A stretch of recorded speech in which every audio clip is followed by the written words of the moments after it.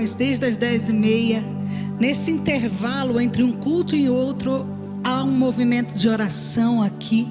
E nós, que delícia começar o culto já com esse povo orando por nós. Fique em pé aí onde você está. Dê um abraço na pessoa que está do seu lado, se você conhece. Se você não conhece, pergunte o nome. Se puder, dê um abraço depois.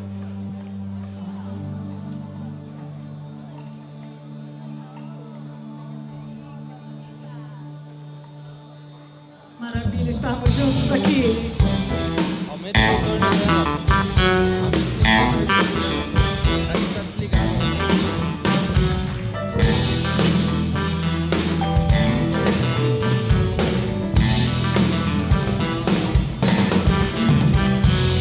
Mil motivos temos pra cantar.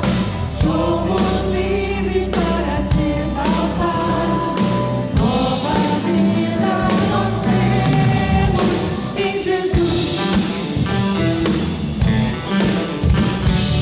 Até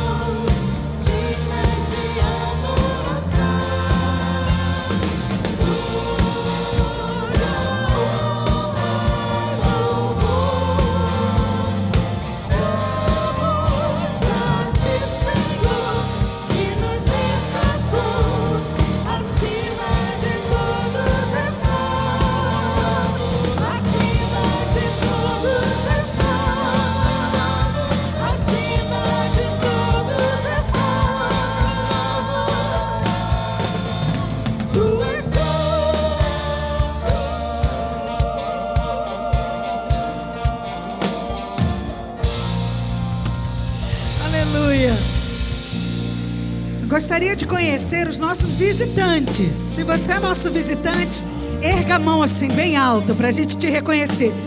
Nossa, quantos visitantes! Mais alto, deixa a mão erguida. Igreja, olha ao seu redor aí. Veja se tem gente de mão erguida. E vamos cumprimentar esses queridos que estão nos visitando nessa manhã. Sejam bem-vindos, queridos. Teu sangue leva-me além, a todas as alturas, onde ouço a tua voz. Fala de tua justiça pela minha vida. Jesus, este é o teu sangue.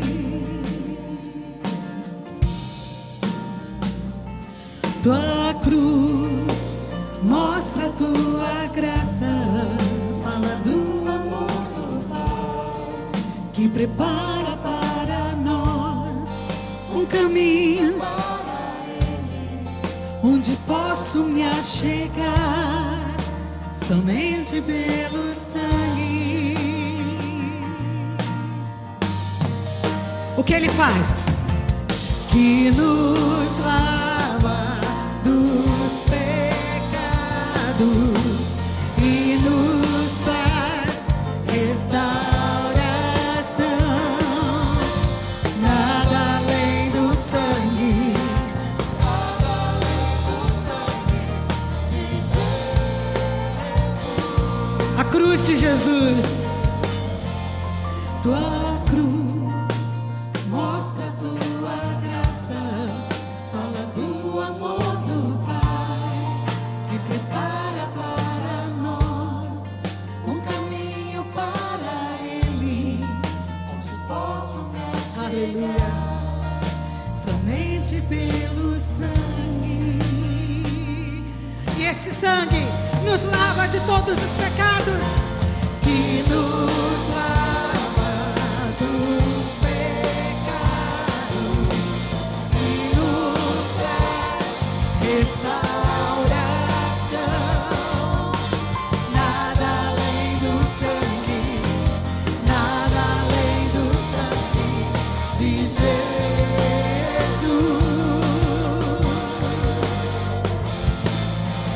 que nos faz brancos como a neve, aceitos como amigos de Deus.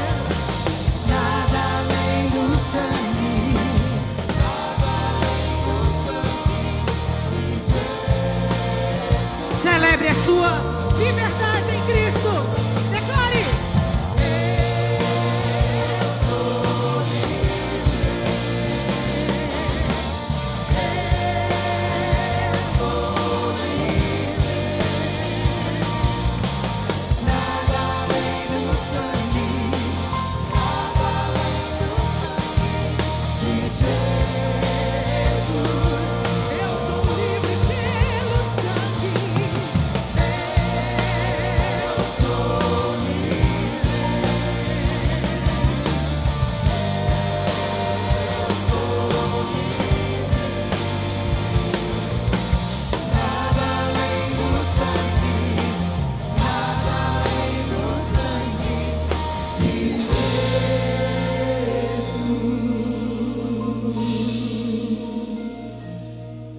Aleluia, pode aplaudir. Nada além do sangue de Jesus. Você pode sentar-se, querido. Deixa eu dar aqui algumas informações para você. Primeira delas é que a gente vai ter um evento muito interessante aqui na igreja. Esse evento chama-se Summit. Ele acontece em mais de 900 cidades do Brasil, inclusive aqui em Curitiba, onde pessoas de liderança do mundo todo falam, não é? E isso é uma videoconferência muito interessante, vale a pena. A gente fala videoconferência, a pessoa fala, né? Mas vale a pena, é muito gostoso. E aqui a gente faz todas as dinâmicas como se a gente estivesse ao vivo assistindo lá. e com a vantagem de ter a tradução simultânea, que às vezes você vai num congresso internacional e o seu inglês não é tão bom, você fica numa situação difícil. Então, nós vamos ter aqui o Summit, tá? Começa no dia 24, e aí no dia 24 começa com 2 palestras à noite, que é uma quarta-feira às 19 horas. A primeira palavra é do procurador Deltan Dallagnol, que é procurador da Força Tarefa Lava Jato. Ele vai vir falar sobre corrupção no Brasil, não é? Eu acho que o homem tem muita coisa para falar. Eu queria desafiar você. Ele é um irmão nosso da igreja do Bacaxeri, e ele vai estar aqui fazendo uma das palestras. No dia 24 também eu vou participar, vou trazer uma das palestras, e nesse dia você não tem que fazer inscrição, só chegar, tá? Agora, a partir de quinta-feira, quinta-noite, sexta-noite, sábado durante o dia, o Summit continua aqui na PIB, tá? E você pode, você precisa fazer a sua inscrição, custa R$100 e você pode pagar em 10 parcelas no seu cartão de crédito. Então ninguém pode dizer que não tem dinheiro, porque R$10 por mês você vai pagar no seu cartão de crédito, e você vai poder participar do Summit aqui. Vale a pena, tem vários pregadores, Bill Hybels é um deles, mas ele é assim, tem muita gente boa falando aqui, e vale a pena você aproveitar essa oportunidade de participar de um congresso internacional com tradução simultânea, nessa forma de videoconferência, que vai estar acontecendo em 900 cidades do nosso país. Então, que dia vai ser?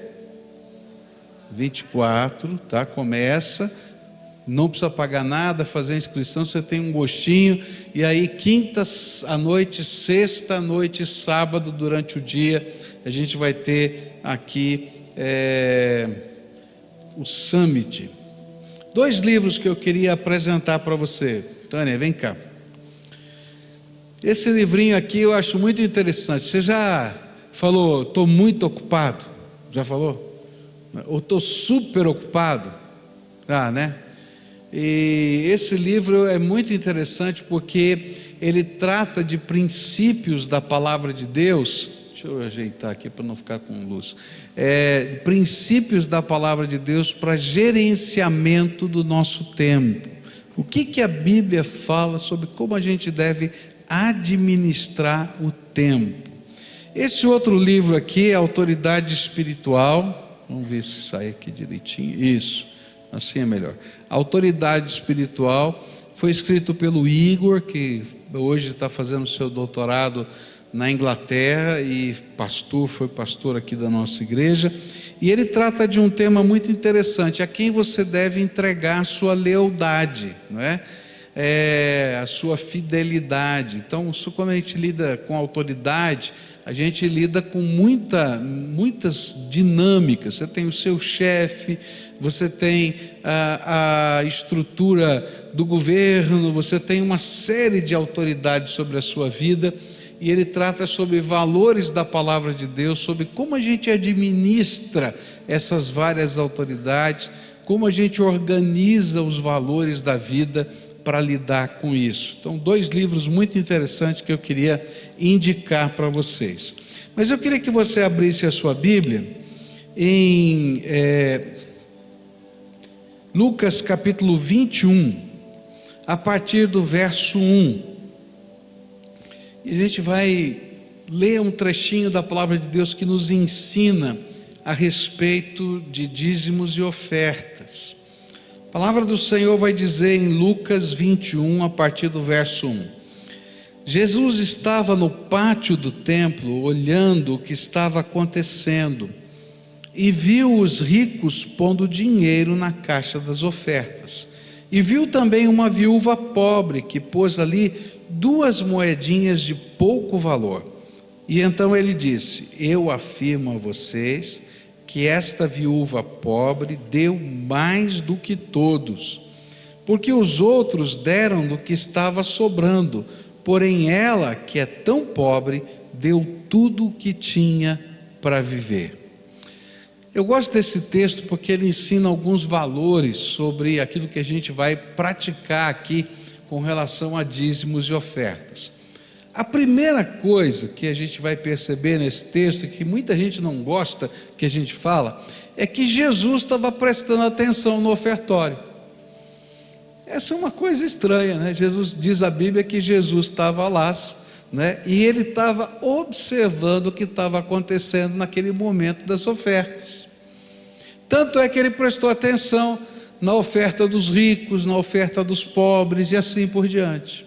Então a primeira lição que eu aprendo aqui é que quando a gente fala de dízimos e ofertas, a gente está falando de alguma coisa que é espiritual. É alguma coisa que tem a ver com a nossa vida na presença de Deus. A segunda coisa que a gente vai aprender aqui nesse texto é um sentido muito especial daquilo que a Bíblia chama de oferta sacrificial. O que é uma oferta sacrificial? A oferta sacrificial é aquilo que a gente coloca à disposição de Deus, que vai além do normal, que vai além até do que é esperado, e que representa um sacrifício de amor, de louvor a Deus. E é interessante que quando a Bíblia fala sobre oferta sacrificial, ela não fala só sobre dinheiro, ela vai falar de vários aspectos diferentes da oferta sacrificial. Essa viúva colocou tudo que ela tinha. E aí a gente vai aprender, por exemplo, que uma oferta sacrificial foi aquele vaso de alabastro que foi quebrado e colocado aos pés do Senhor Jesus. E por que ele excedia aquilo que era normal? Porque aquele vaso representava a aspiração de uma mulher preparando-se para o casamento. Ela juntava dinheiro a vida inteira para comprar aquele perfume, que era o perfume que ela ia usar na noite de núpcias. E aquela jovem vai lá e quebra o que ela tem de mais precioso e coloca aos pés do Senhor Jesus. Essa é uma oferta sacrificial.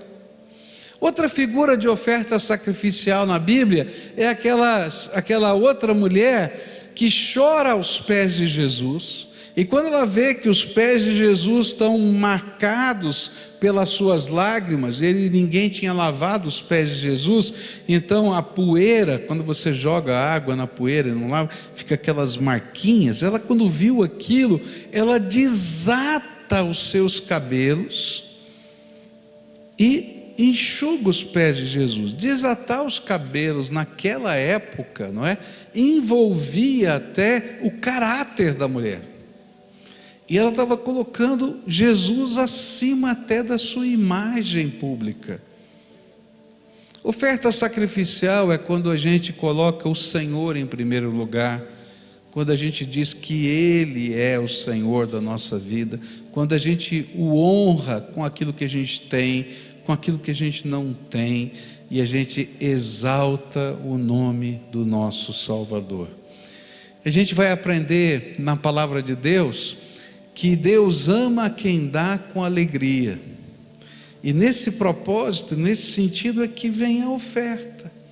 Ela não é pesada, é algo que vem do nosso coração, mesmo que seja as únicas 2 moedas que eu tenho.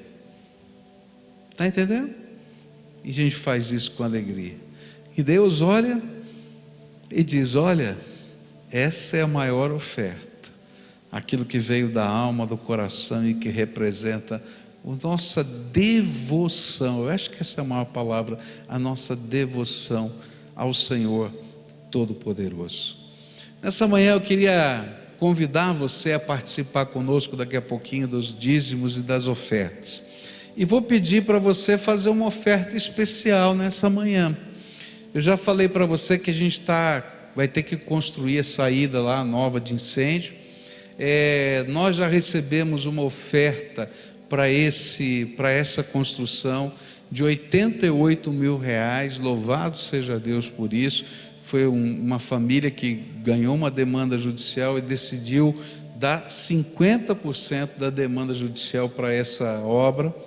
E recebi agora os orçamentos. Só a escada, só a parte de metal da escada de incêndio vai custar aproximadamente R$125 mil. Eu não sei exatamente o valor, é 123.900 e alguma coisa assim, mais ou menos. Estou arredondando para 125. Depois é preciso fazer todas as portas, que são portas acústicas, e fazer a saída lateral. Lá na nossa lateral, do lado de lá, está na terra ainda, tá? Então eu vou ter que fazer todo o calçamento, fazer as escadas que tem um desnível, fazer a entrada ali da Batel. E eu estou então estimando, eu não recebi os orçamentos, que está faltando mais ou menos R$60 mil. Então nós precisamos levantar mais 60 mil para a gente completar essa obra. Então eu queria pedir para você que hoje nos ajudasse dando uma oferta para esse propósito, tá? E você escreve aí escada, fica mais fácil no seu envelope, ou então coloca um valor sem envelope no gasofilácio, e a gente vai saber que isso foi destinado para esse propósito, tá? Além do seu dízimo, da sua oferta normal, aquilo que você veio preparado para fazer. Então, se isso for um ato de devoção, foi uma expressão de amor ao Senhor, como da viúva, como daquelas mulheres, então que você faça isso para a glória de Deus.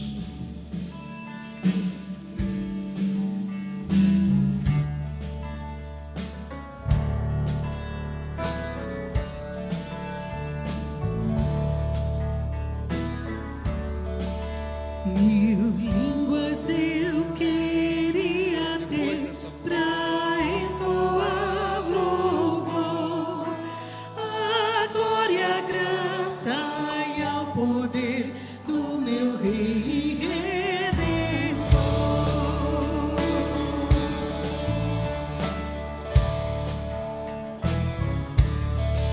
Se mil palavras eu usar pra expressar louvor, ainda assim não conterão todo amor por ti, Senhor. Aleluia, aleluia, aleluia, aleluia. Te louvamos, ó Deus.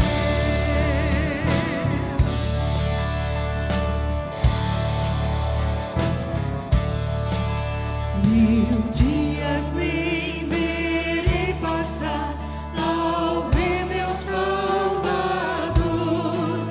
que em meu lugar se entregou, face a face vou cantar.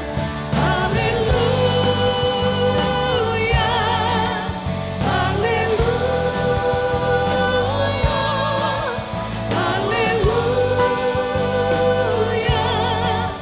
te louvamos, ó Deus. Aleluia,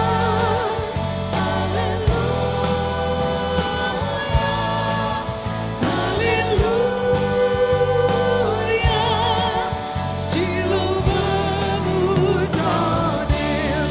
Vamos ficar em pé todos.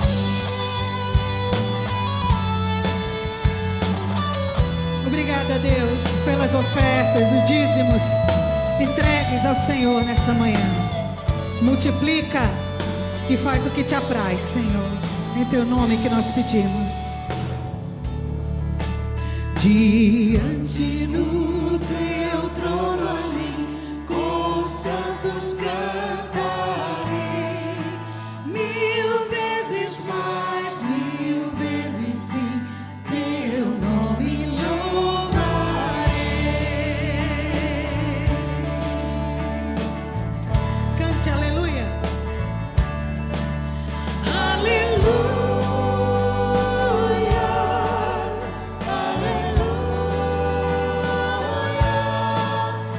aleluia, te louvamos, ó Deus. Aleluia,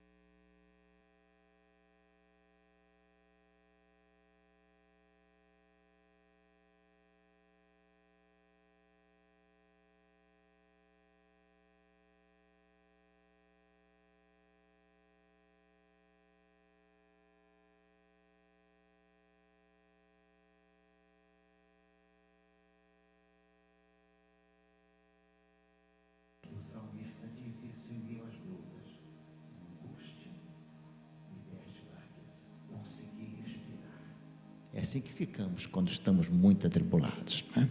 Vamos nos ajoelhar neste momento, os que puderem e desejarem.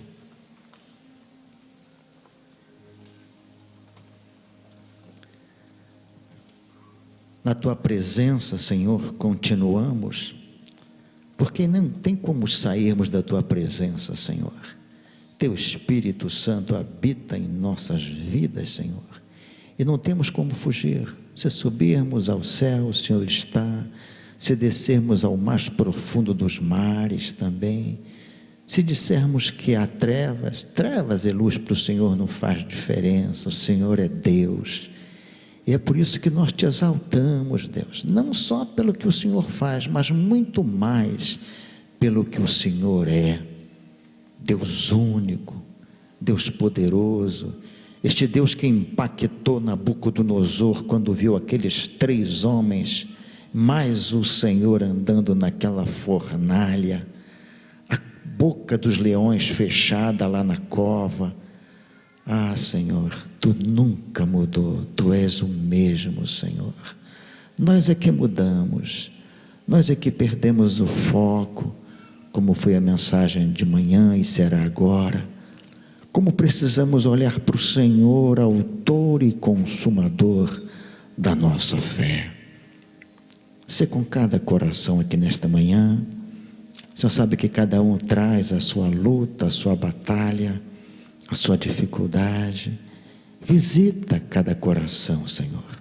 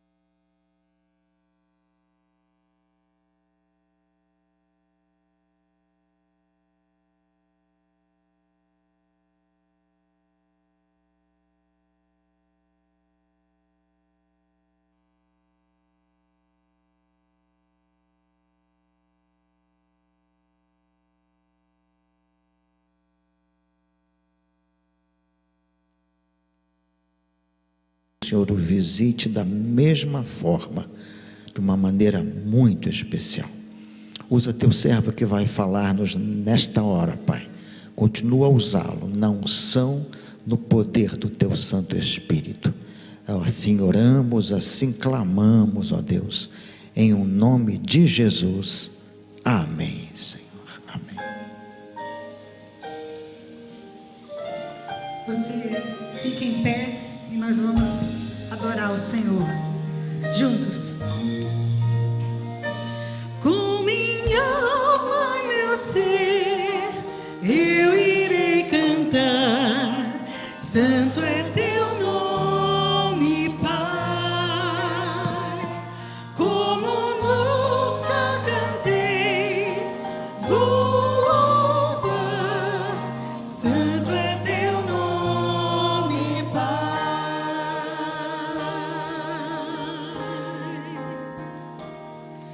O sol raiou, é um novo dia.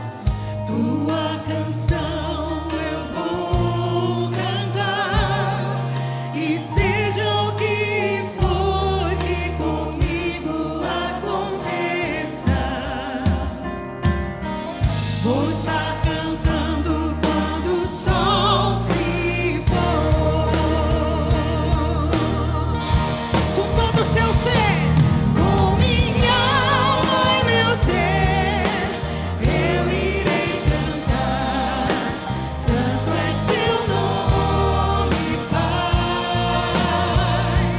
Como nunca cantei, vou louvar. Santo é teu nome, Pai.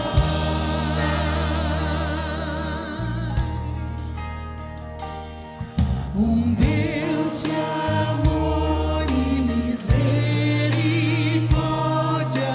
coração pronto a perdoar. Por tudo isso eu estarei cantando.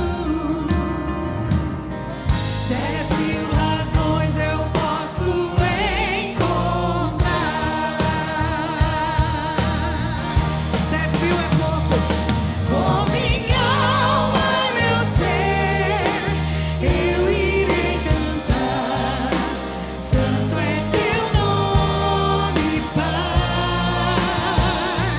Como nunca cantei, vou louvar. Santo é teu nome, Pai.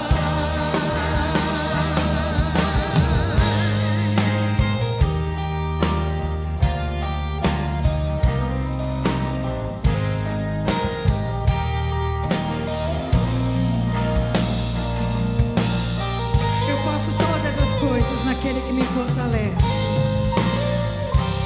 Eu posso suportar a dor, a ausência, a falta, porque o Senhor me dá paz. Eu sei que um dia estarei bem fraco, aguardando minha hora chegar. Ainda assim eu estarei cantando eternamente, por 10.000 anos e por muito mais.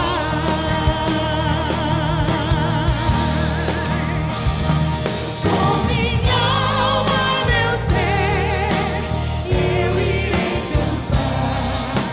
Santo é teu nome, Pai. Como nunca cantei, vou louvar. Santo é teu nome, Pai. Com minha alma e meu ser, eu irei cantar. Santo é teu nome, Pai. Como nunca cantei, vou louvar. Santo é teu nome, Pai. Santo é teu nome, Pai. Santo é teu nome, Pai. Obrigada, Jesus, porque podemos confiar nossas vidas nas tuas mãos. Muito obrigada. Como nunca cantei, vou louvar. Santo é teu nome, Pai. Santo é teu nome, Pai. Tu és santo. Santo é teu nome, Pai. Aleluia. Pode aplaudir o Senhor. Louvado seja o nome do Senhor. Você pode sentar-se, querido. Nós estamos estudando sobre o tema do relógio de Deus, não é? E lá em Isaías 32, a pergunta que o povo fazia era: até quando, Senhor? Até quando essa batalha? Até quando essa guerra? Até quando? E a resposta veio no verso 15, que diz assim: até que sobre nós o Espírito seja derramado do alto, e o deserto se transforme em campo fértil, e o campo fértil pareça uma floresta. E à medida que nós fomos estudando isso a semana passada, nós vimos que o tempo de Deus não se mede em horas, minutos, dias, anos e assim por diante, porque Deus está na dimensão da eternidade. Então o tempo dele se mistura com o nosso tempo na medida em que há os derramamentos do Espírito Santo de Deus. Se é assim, então nós fizemos uma pergunta, e a pergunta era: como é que a gente pode, se o tempo de Deus se mistura com o nosso tempo na medida dos derramamentos do Espírito, então como é que a gente pode, não é, trabalhar para que os derramamentos do Espírito aconteçam mais rápido, né? No nosso tempo, né? Na nossa dimensão. E aí a gente foi para o livro de Hebreus, capítulo 12, e no livro de Hebreus a gente vai encontrar aquilo que eu chamei de 8 badaladas do relógio de Deus, ou seja, 8 expressões, maneiras pelas quais a gente pode trabalhar junto com Deus pelos derramamentos do Espírito na nossa vida. E a primeira delas que nós vimos lá no capítulo 12 foi que, olha, se você está nessa jornada de fé, nessa maratona espiritual, então a primeira coisa que você tem que aprender é ser motivado pela torcida, porque existe uma grande nuvem de testemunhas, de pessoas que já passaram por essa jornada e que testificam que dá para a gente chegar na vitória. E aí você vai ouvir os testemunhos dos homens e mulheres de Deus da história e do tempo presente, porque eles são recursos de Deus para a nossa vida. Segunda coisa que a gente aprendeu é que se você está nessa jornada, nessa corrida, joga fora todo o peso extra, porque o peso extra faz você chegar mais tarde lá. Você está carregando um peso desnecessário. Então isso não significa necessariamente pecado, mas representa coisas que estão atrapalhando a nossa corrida. Então enxerga aí o que impede, o que atrapalha, o que consome tempo, prioridade na sua vida, porque se você está querendo que os derramamentos de Deus venham, então agiliza isso, não é? Terceira coisa que nós aprendemos foi: se você está nessa corrida, nessa jornada, presta atenção naquilo que pode desqualificá-lo. E aí a gente falou que o pecado nos desqualifica, e aí Deus tem que retardar a bênção sobre a nossa vida, e o pecado enrola a vida da gente, fica enrolado, a gente tem que desenrolar a vida para poder continuar nessa corrida. Depois aprendemos que se você quer chegar lá, você tem que correr rápido, não é? Então, se isso é prioridade, você tem que agir com urgência e vai correr aquilo que foi proposto, porque se você tentar fazer um desvio ou tentar achar um atalho, você vai ser desclassificado. A corrida tem um rumo, a gente tem que seguir nesse rumo com rapidez.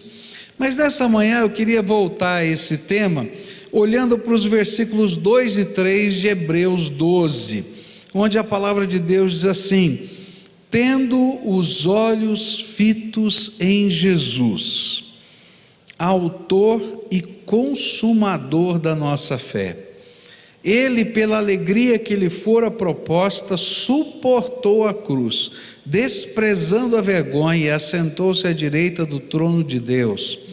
Pensem bem naquele que suportou tal oposição dos pecadores contra si mesmo, para que vocês não se cansem nem desanimem. Eu gosto de ver, não é? Prestando atenção nesse texto, eu me lembrei daquilo que acontece numa luta de boxe, não é? Ou nessa luta de MMA que está na moda aí, né? Está havendo a luta, quando toca o gongo, não é? Todo mundo corre, coloca lá um banquinho, o lutador vai sentar naquele banquinho, tem alguém que dá água na boca dele, tem alguém que enxuga o suor, tem alguém que passa um negócio diferente, eu não sei o que é, aquele creme lá, parece uma vaselina que vai passando, né? Mas tem uma pessoa que olha no olho do lutador, não é?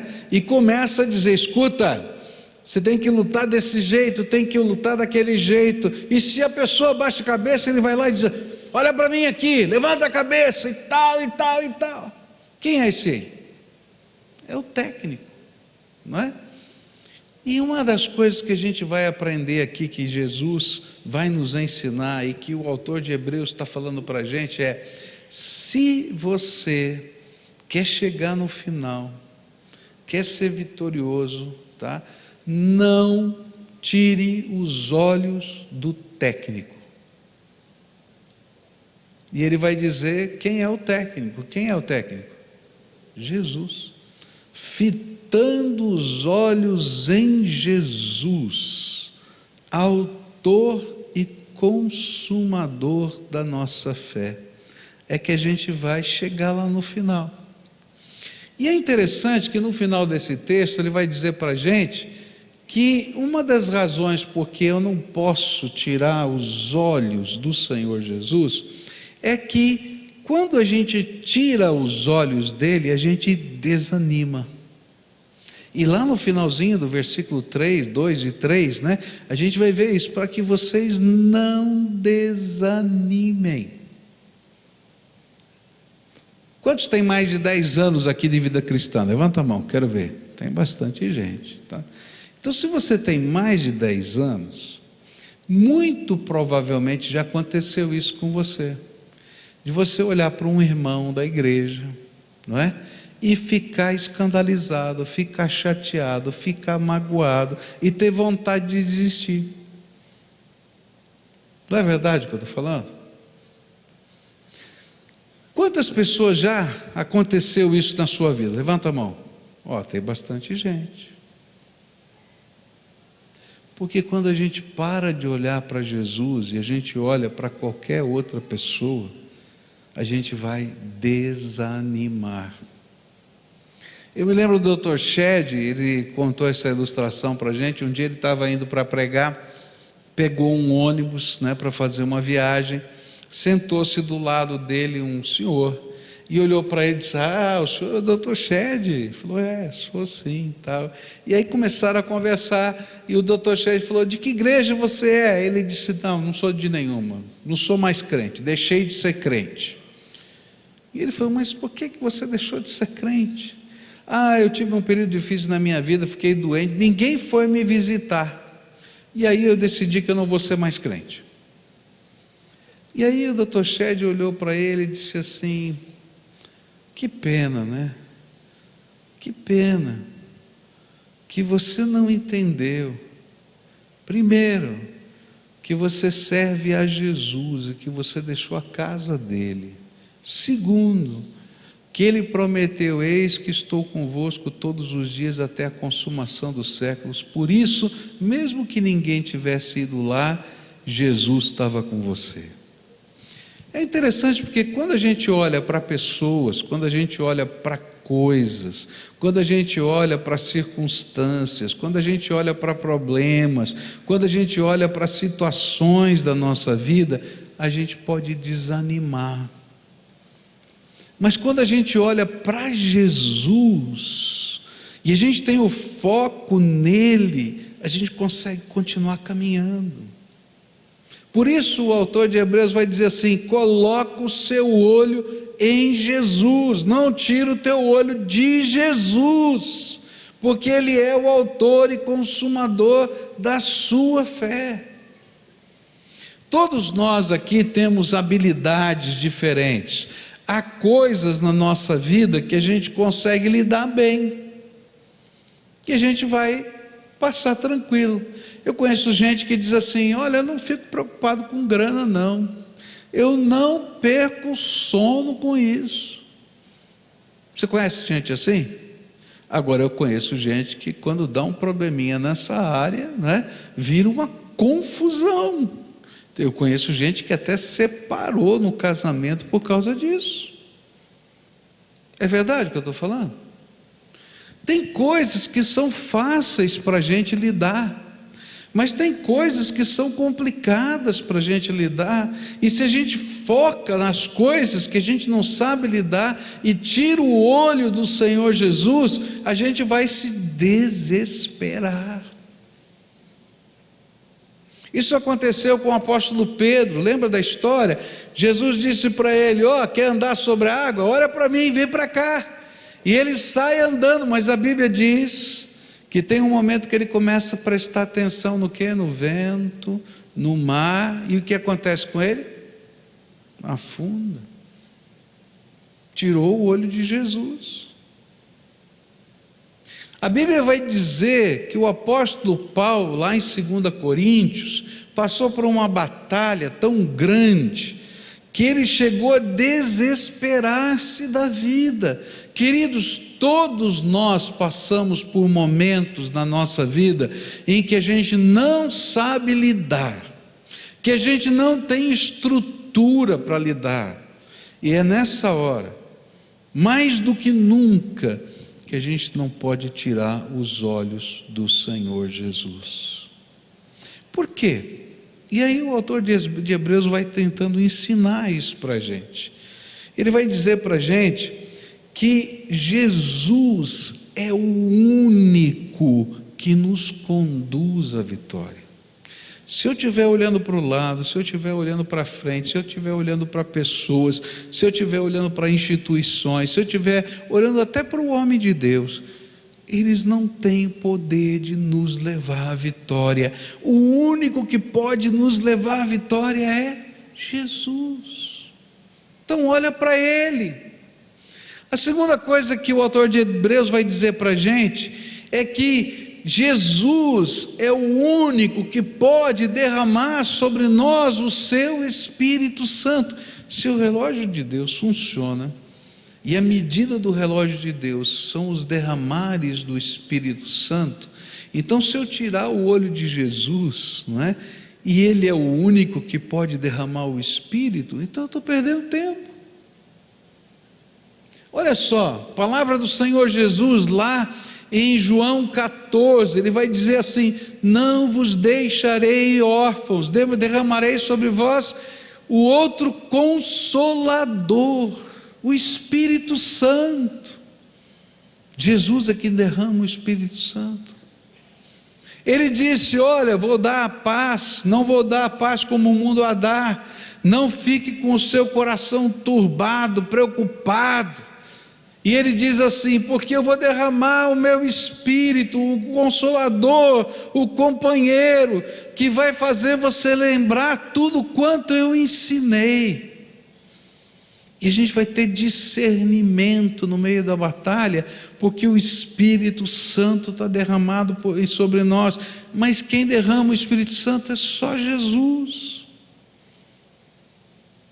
A palavra de Deus vai ensinar para a gente que Jesus derrama o Espírito, e porque Ele derrama o Espírito sobre nós, a Bíblia diz que a gente tem o selo de Deus, a unção do Santo. Por isso o maligno não nos toca.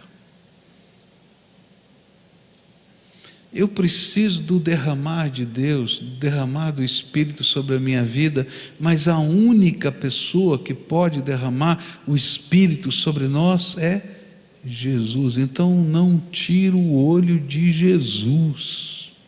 Não fica olhando para a direita, não fica olhando para a esquerda, não fica olhando para pessoas, não fica olhando para coisas, não fica olhando para aquilo que você tem medo, não fica olhando para tudo isso, porque você vai desanimar. Eu já contei para vocês, né, essa história, tem muito a ver com a minha vida aqui, não é? Que eu tenho medo de altura, já falei para você, né? E já contei para você as vergonhas que eu já passei por causa disso. Uma vez eu fui visitar uma obra aqui da nossa igreja, uma construção de um templo, uma congregação, e o pastor daquela congregação estava muito animado, queria que eu visse todos os detalhes da obra. E tinha uma pinguelinha assim, sabe, aquelas pinguelinhas de madeira que pedreiro vai com aquelas carriolas de cimento assim, e vai andando, e ela estava lá no segundo andar, ela vinha do chão até o segundo andar do prédio, não é? Era bem assim, e a gente via, os pedreiros não tinham problema, eles iam com aquilo, aquela pinguelinha fazendo assim, assim, assim, e eles chegavam lá em cima, né? E aí o pastor animado disse para mim assim: vamos lá ver como está ficando. E eu olhei aquela pinguela assim, e falei: Senhor, tenha misericórdia. E eu fui, né, na pinguelinha, subi. Na hora de descer, o pastor foi na frente, todo feliz, alegre, e eu parei assim na pinguelinha, fiquei olhando para baixo, olhando para aquela madeira que balança, e travei, não saí dali. E o pastor olhou para trás e disse: pastor, vamos embora? Eu disse: não consigo, eu travei. Aí veio o pastor, olhou para mim: não, é seguro, deu a mãozinha para mim assim, e eu saí de mão dada com o pastor. Que coisa horrível. Outra vez eu subi no telhado de um prédio, também eu faço umas coisas que são doidas. Eu subi no telhado do prédio, sabe aquelas escadinhas assim que fica na parede, assim você vai subindo, né? Então tinha um vão assim, um alçapão, eu subi lá no telhado, e aí fui ver um negócio com o zelador do prédio. A gente viu, o zelador desceu a escadinha, eu botei as perninhas para fora assim, naquele quadradinho, naquele alçapão, e olhava para baixo assim, e o homem dizia: vamos embora. E eu dizia: não consigo. Mas como? Eu tenho medo de altura. Aí sobe o zelador naquela escadinha e diz: vem, eu te ajudo. Aí eu não vejo o buraco, não vejo nada, eu desço. Que vergonha. Mas sabe, queridos, isso ilustra a nossa vida. Se eu estou olhando para os buracos da minha vida, se eu estou olhando para aquilo que me dá medo, se eu estou olhando para as coisas que me dão desesperança, ou até aquelas que eu imagino que possam me dar esperança, e eu tiro os olhos de Jesus, autor e consumador da minha fé, eu travo nessa vida.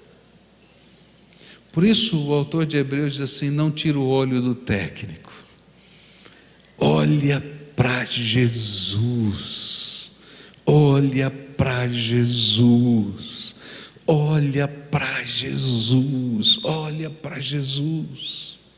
E ele continua a explicar por quê. Ele diz: não é só porque ele derrama o seu Espírito sobre nós, mas porque ele é o autor da nossa fé. É interessante porque a Bíblia vai mostrar para a gente 3 maneiras da gente entender fé. Ela vai dizer para a gente que fé pode ser um corpo de doutrinas, e quando vai falar da sua fé, pode dizer: olha, aquilo que você crê, aquilo que você está listado lá como verdades que você confia. Mas a Bíblia vai falar também sobre fé como salvação, como aquela abertura da alma para Jesus entrar na minha vida. Mas também vai falar de fé como um dom de Deus, como um derramar do Espírito, como o dom da fé. E lá em Efésios capítulo 2, versículo 8, ele vai dizer assim: pois vocês são salvos pela fé, pela graça, por meio da fé, e isto não vem de vocês, é dom de Deus. Há um derramar de Deus sobre nós. Há uma fé que pode ser imputada, derramada por Deus. E quem é que derrama essa fé? Jesus. É interessante que um homem foi procurar Jesus para que ele curasse o seu filho. Você lembra? Está isso na Bíblia. E Jesus olha para aquele homem e diz assim: você crê que eu posso curá-lo? E ele responde prontamente: creio. Mas logo em seguida ele diz assim: me ajuda a crer. Mas ele não cria. Sabe o que eu acho? Não está na Bíblia, está na minha cabeça, tá? Deixa eu deixar bem claro, tá? Eu acho que naquela hora ele olhou para o filho. Está entendendo? Ele viu a doença de novo, ele viu o problema outra vez, e ele olha de novo para Jesus e diz assim: me ajuda a crer. Eu creio, mas quando eu olho essa realidade, eu não sei mais se eu creio. E ele olha de novo para Jesus e diz: me ajuda a crer. Quando eu olho para Jesus, autor da minha fé, eu posso receber o dom da fé. Ele não só derrama o Espírito, mas ele derrama em mim a capacidade de transpor aquilo que é obstáculo na minha vida, para enxergar aquele que é o Todo-Poderoso que pode se derramar sobre nós.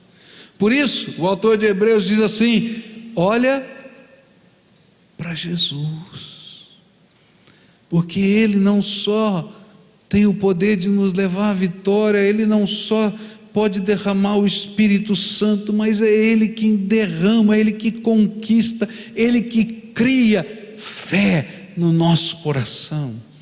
Olha para Jesus. O autor de Hebreus continua a nos ensinar. Ele vai dizer assim: Jesus não é apenas o autor da nossa fé, Ele é o consumador da nossa fé. Ele é o fim da nossa fé, o propósito da nossa fé. E o que Ele quer ensinar para a gente é que a nossa fé, o propósito da nossa fé, é uma união que transcende o nosso entendimento. Por isso a gente chama teologicamente de uma união mística com o Senhor Jesus. E essa união com o Senhor Jesus é retratada pelo apóstolo Paulo numa expressão que aparece na Bíblia: em Cristo. Vocês estão em Cristo. Vocês estão assentados nos lugares celestiais em Cristo Jesus. Aqueles que estão em Cristo passaram da morte para a vida. Ele é o fim da nossa fé. Quando eu tenho os meus olhos fixados em Jesus, a minha percepção colocada nele, eu consigo enxergar a vida através de Jesus. Eu estou tão unido, tão conectado com Ele, que eu estou em Cristo. E sabe, quando eu estou em Cristo, eu vou descobrir algumas coisas que vão transcender a minha realidade e a minha razão. Se eu estou em Cristo, eu vou descobrir que posso todas as coisas em quem? Naquele que me fortalece. Eu não posso todas as coisas. Eu não posso. Você pode todas as coisas? Não. Olha, tem tanta coisa pequenininha que me irrita, que me tira do sério, que eu não posso com elas. Mas em Cristo eu posso todas as coisas. É interessante como Paulo coloca isso numa dimensão muito diferente da teologia de hoje. Porque a teologia de hoje pega esses versículos e diz assim: não vai ter mais problema, não vai ter mais doença, não vai ter mais nada. E vai dizer para você que se isso está acontecendo na vida, a culpa é tua, porque você não tem fé. Mas o que a Bíblia vai ensinar para a gente é diferente. A Bíblia vai dizer, se você ler esse texto um pouquinho antes do posso todas as coisas naquele que me fortalece, ele diz assim: eu sei passar fome e sei ter abundância, porque posso todas as coisas naquele que me fortalece. Que perspectiva! É que se eu estou em Cristo, eu vou enfrentar as lutas da minha vida e vou ser vencedor, mas não significa que eu não vou ter as lutas, porque em Cristo eu vou descobrir coisas tremendas de Deus. Eu vou descobrir que eu posso estar dentro da cova dos leões, mas o anjo do Senhor fecha a boca dos leões, porque o anjo do Senhor se acampa ao redor daqueles que o temem e os livra. Agora, se eu olhar para o leão, eu vou ser comido pelo leão. Eu vou descobrir que eu posso ser lançado na fornalha, como aqueles amigos de Daniel foram lançados. E às vezes a fornalha em que nós somos lançados são as fornalhas das aflições. Mas o Senhor Jesus vai estar lá conosco, e nem cheiro de fumaça vai ter na roupa da gente. Você está entendendo? A palavra de Deus vai nos ensinar que estar em Cristo é a gente perceber a dimensão de Deus em todas as áreas da nossa vida. Por isso, se você está na maratona, está no meio da corrida, no meio da batalha, perguntando até quando, e não está ouvindo as badaladas do Senhor ainda, olha para Jesus, aquele que te dá a vitória, aquele que derrama o Espírito Santo, aquele que é o autor da sua fé e aquele que é o fim último da sua fé.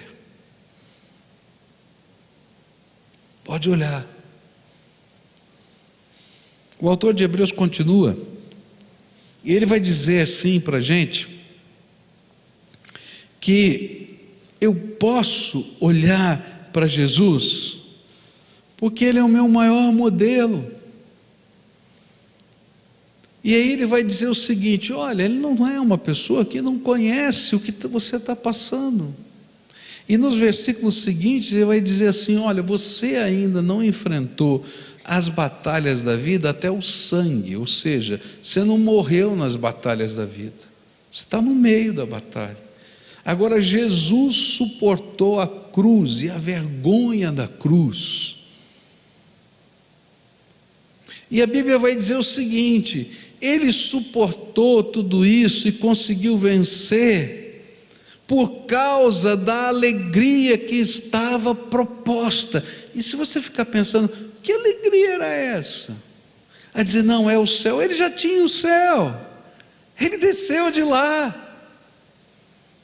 É o poder de Deus, Ele já tinha todo o poder. Ele vai dizer, todo o poder no céu e na terra me foi dado. Você vai falar a vida eterna, Ele já tinha a eternidade passada e futura. Então qual era a alegria? A alegria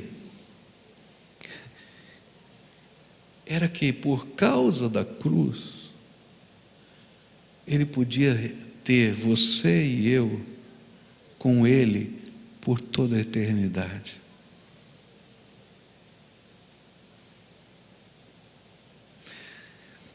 Você já teve um sapato furado para o seu filho ter um sapato novo? Você já deixou de comprar uma roupa para o seu filho poder comprar dele? Você já fez sacrifícios para o seu filho estudar? E a gente pergunta, para quê? Só para ver o teu filho. Ontem eu estava vendo meu filho pregar na televisão, né? Estava que nem besta assim. É verdade, né? Então, pregou direitinho. Construiu o sermão assim. Eu analisei ali, tal. Essa é a alegria que está proposta a Jesus. Você. E sabe o que a Bíblia diz? É que quando Jesus morreu na cruz, o diabo e os seus anjos acharam que tinham ganhado de Deus, porque tinham crucificado o Filho de Deus, e aos olhos dos homens era a maior vergonha, e Deus estava derrotado até pelos homens. Mas a Bíblia vai dizer para a gente que os seus principados e potestades conhecessem o plano de Deus para a nossa salvação, nunca teriam crucificado a Jesus, porque no terceiro dia Ele ressuscitou dentre os mortos e trouxe nas suas mãos as chaves da morte e do inferno, porque Ele amava você e a mim, e a alegria que estava proposta a Ele era que essas chaves estivessem na sua mão, para que todo aquele que nele crê não pereça, mas tenha a vida eterna. Então olha para Jesus. Ele entende o que é sofrimento, Ele entende o que é vergonha, Ele entende o que é dor, Ele entende o porquê, Ele entende o para quê, ainda que eu não entenda, e às vezes nem pergunto, porque eu não vou saber, e não vou entender. E sabe, no dia em que Jesus ressuscitou dentre os mortos, houve algo tremendo no céu, está lá em Apocalipse capítulo 12, e lá em Apocalipse capítulo 12, a palavra de Deus vai dizer que Deus disse assim para Miguel, o anjo guerreiro de Deus, o chefe dos exércitos do céu, e ele diz assim: pode expulsar Satanás daqui, porque até aquele dia Satanás ainda tinha cara de pau de passear no céu e encher a paciência de Deus. Se você ler o livro de Jó, diz isso, e ainda ficar dando palpite na vida dos servos de Deus. E eu ficava pensando, mas por que Deus aguenta esse bicho? Tem que mandar embora logo, porque Ele amava você e a mim. Enquanto Ele não resolvesse o problema da nossa salvação, Ele não podia julgar Satanás, senão Ele tinha que julgar a mim também e a você. Mas no dia em que Jesus ressuscitou, Ele dá essa ordem: Satanás é expulso das regiões celestiais e não pode voltar mais lá. E ele foi lançado sobre a terra, e diz a Bíblia lá em Apocalipse 12, cheio de furor contra os servos de Deus, mas o Senhor cobriu os seus servos com as asas da águia, o Espírito Santo que Ele derramou sobre nós. Quem derramou? Então olha para Jesus, olha para Jesus, olha para Jesus. O tempo de Deus se antecipa na nossa vida quando a gente olha para Jesus. A palavra do Senhor vai dizer que Ele não ligou para aparente vergonha, Ele não ligou para aparente derrota, Ele não ligou para o sofrimento, Ele não ligou para o abandono da cruz. Às vezes nós desanimamos porque a gente está perguntando: onde está o nosso Deus? E às vezes as pessoas que estão ao nosso lado dizem: você não é filho de Deus?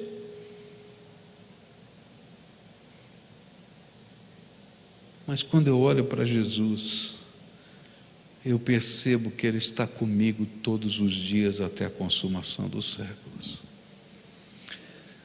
Nessa manhã eu queria concluir essa mensagem orando por você. Para onde você está olhando?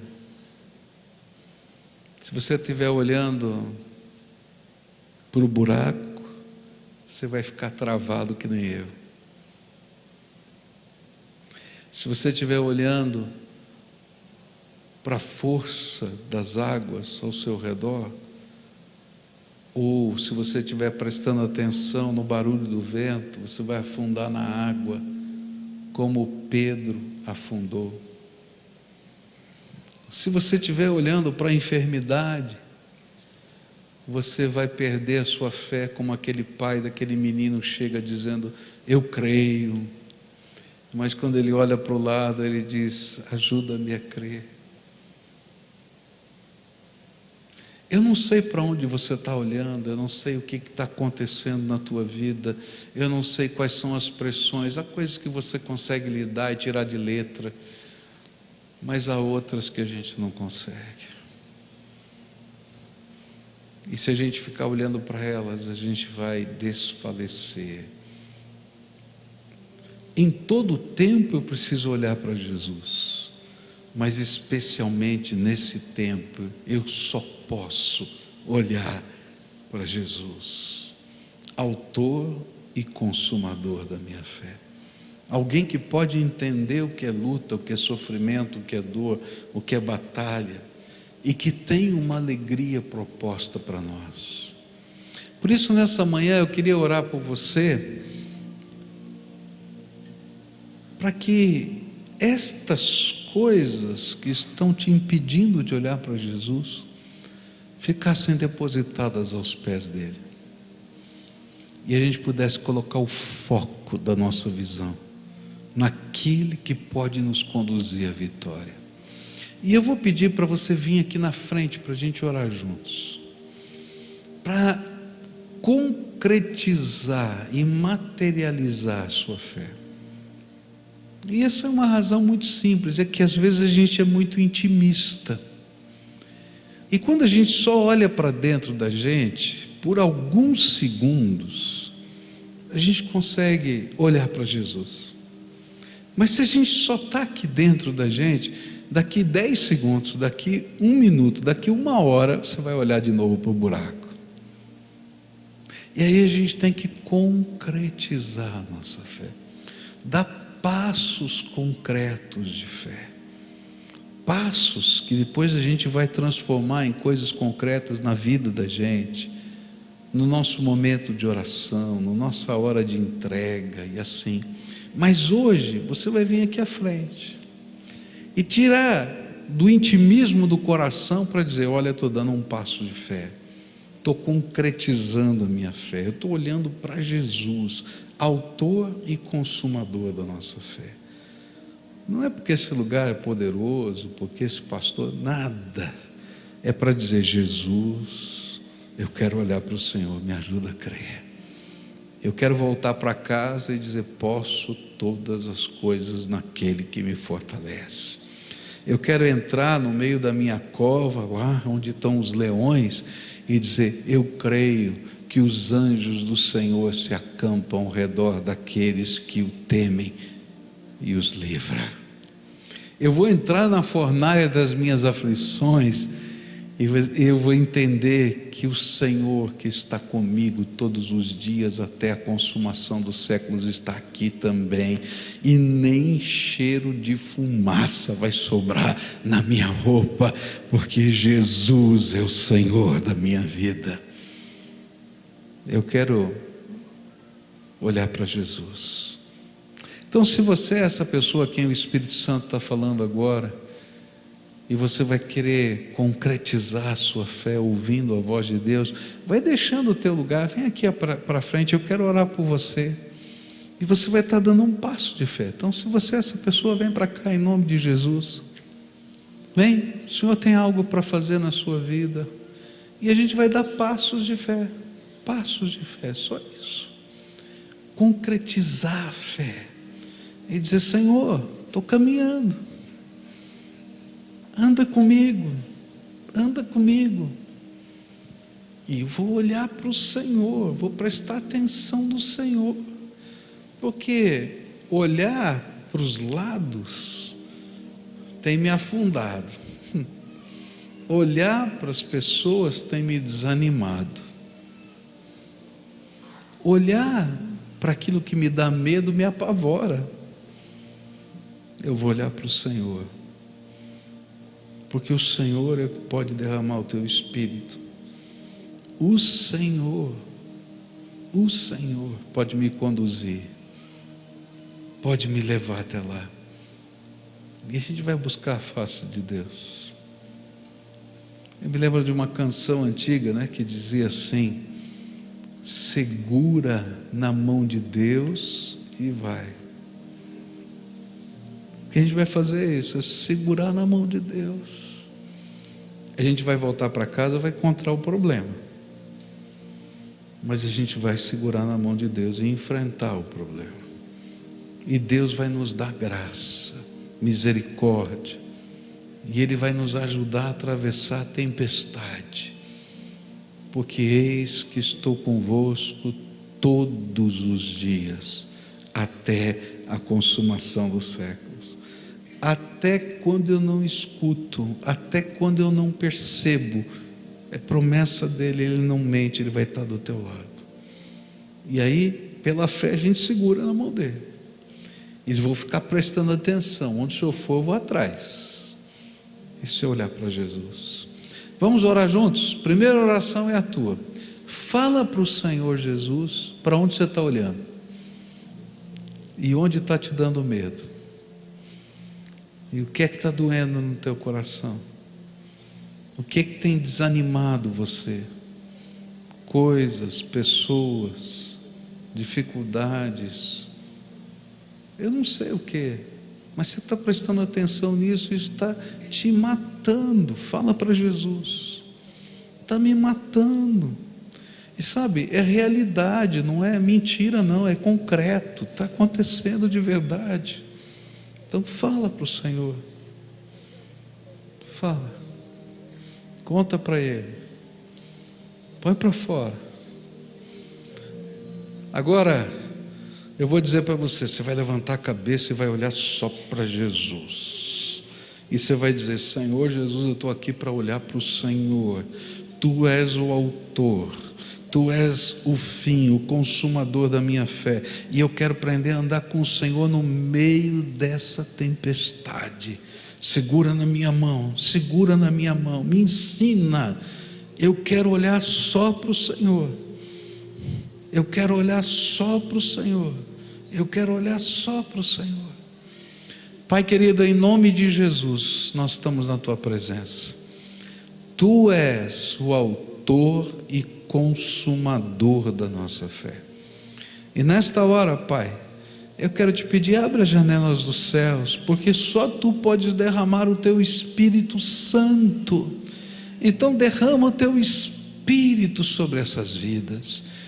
Ó Pai, esse é o momento quando a terra e o céu se encontram com o derramar do Senhor sobre a vida deles. Vem, Senhor, e se derrama sobre eles. Vem, Senhor, e que nesta hora haja um mover do Senhor, o caminhar do Senhor, e que o Senhor segure na mão deles, e eles olhando para o Senhor, e só para o Senhor possam dar o próximo passo. Ó Pai, conduz esses Teus filhos, e que eles experimentem do Senhor graça. Ó Pai, eu não sei como, eu não sei de que jeito, eu não sei de que maneira, mas Tu és a nossa resposta e a nossa esperança, e nós queremos colocar a nossa fé no Senhor Jesus. Alguns, Senhor, estão cambaleando na fé, e eu quero te pedir: derrama, Senhor, graça e o dom da fé sobre eles, porque essa fé vem do mover do Teu Espírito na nossa vida. Derrama, Senhor, derrama. E Pai, que nós possamos ver na vida, no caminhar, na concreteza das coisas, a mediação da Tua graça. Vem sobre os Teus filhos, faz milagres, Senhor, faz milagres, Senhor. Posso todas as coisas naquele que me fortalece. Toma, Senhor, nas Tuas mãos, atravessa esse vale com eles. É aquilo que eu oro em nome de Jesus. Amém e amém. Agora eu queria pedir para todo o povo de Deus ficar de pé, e vou falar para você que está aqui. Olha, às vezes na vida da gente, eu orei coletivamente por vocês, mas às vezes na vida da gente, a gente gostaria que alguém orasse especificamente por nós. Tem momentos que a gente precisa desse toque, desse abraço. É humano, faz parte da minha vida e da sua. Então, se você quiser, tá? Então você vai sair por aquela porta daqui a pouquinho com aquele povo que está lá de vermelho. Eu vou pedir para os pastores, para os líderes, diáconos, líderes de célula estarem lá para orar, tá? E eu vou pedir para você ir para lá se você quiser, só por uma razão, tá? É para te dar um pouquinho mais de privacidade. A gente está aqui, não é? Tem câmera de televisão, tem muita gente, e às vezes quando a gente começa a trabalhar as coisas mais profundas do coração, mexe muito, não é? Então, só para isso. Não é o lugar mais bonito da face da terra, é uma garagem, tá? Você já sabe que é uma garagem, tá? Mas é só para você ter um pouquinho mais de privacidade. Às vezes, a gente está numa jornada que a gente diz assim: puxa vida, se eu pudesse ter alguém do meu lado me acompanhando. Jesus é aquele que vai ser o teu treinador. Mas às vezes a gente precisa de um companheiro no treinamento, não é? E a gente se sente motivado.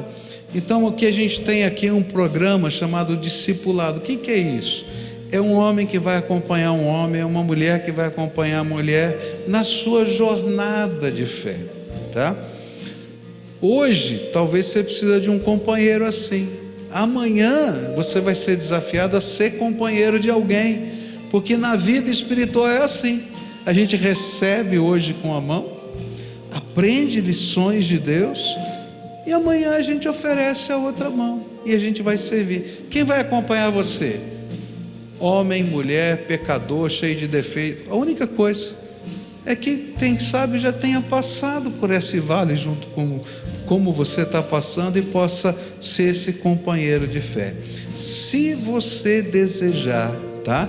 Que alguém te acompanhe também, segue ali para a minha esquerda. Se não, enquanto a gente estiver cantando, você volta para o seu lugar, tá? Nada é obrigado, tem que ser feito do coração, não é? Se você acha que é importante, vai, tá? Que Deus abençoe você. E olha para quem? Para quem? Só Ele é o autor e consumador da nossa fé. Canta conosco. Dá a mão para quem está perto de você. Essa é a família de Deus. Pode dar a mão para quem está perto de você. São companheiros de jornada, né? Teu sangue leva-me além, a todas as alturas, onde ouço a tua voz. Faz de tua justiça pela minha vida. Jesus, este é o teu sangue.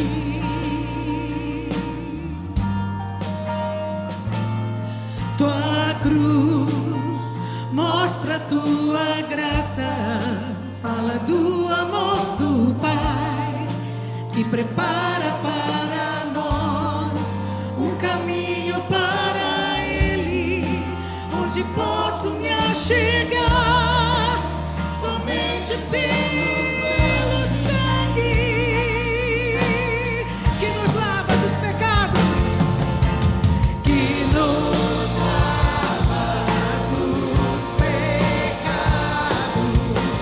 e nos traz restauração.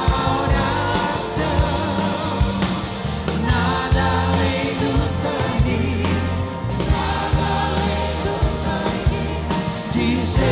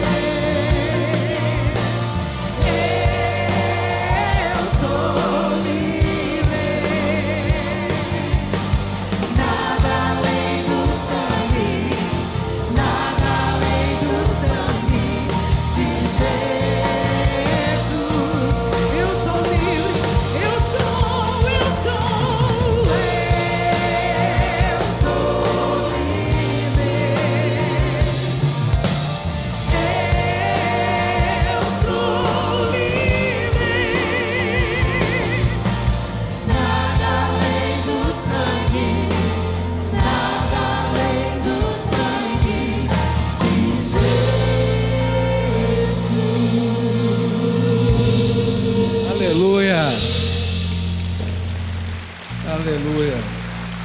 Eu recebi aqui um pedido de oração. A gente vai orar por essa irmã Elisa Vacari, tá? Ela está esperando internamento, não tem vaga no hospital para ela, uma suspeita de trombose, tá?